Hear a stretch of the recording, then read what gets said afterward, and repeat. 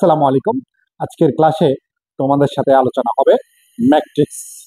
ম্যাট্রিক্সের একদম বেসিক থেকে শুরু করে ফুল টপিক্সটা আজকের ক্লাসে আলোচ্য বিষয়।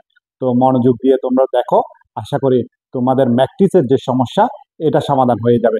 হ্যাঁ, আসো, ম্যাট্রিক্স কাকে বলে? ম্যাট্রিক্স আমরা কিভাবে পাবো? ম্যাট্রিক্স জিনিসটা আসলে কি? দেখো, এই ম্যাট্রিক্স কাকে বলে? এক জোড়া বন্ধনীর মধ্যে আবদ্ধ সংখ্যা রাশি, পরামিতি বা চলকসমূহকে আয়তাকার বা বর্গাকার প্রকাশকে ম্যাট্রিক্স বলে।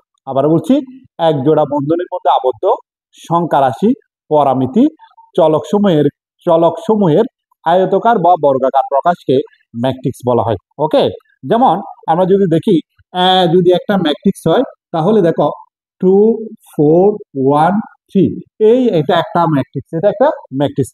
এখানে দেখো এক জোড়া বন্ধনী রয়েছে, এক জোড়ার বন্ধনের মধ্যে আবদ্ধ সংখ্যা রাশি, এগুলো 2 4 1 3, এগুলো হচ্ছে সংখ্যা।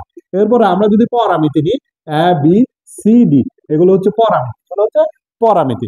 এরপরে আমরা যদি আরো একটা ম্যাট্রিক্স নিই, যেমন x1 x2, এটা একটা চলক। তাহলে আমরা সংজ্ঞা যা বলেছি ম্যাট্রিক্স ঠিক তাই নিয়েছি।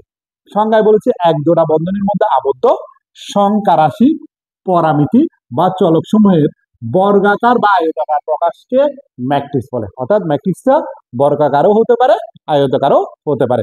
আশা করি তোমাদের বিষয়টা ক্লিয়ার হয়েছে। এবার আসো, বর্গাকার যে বললাম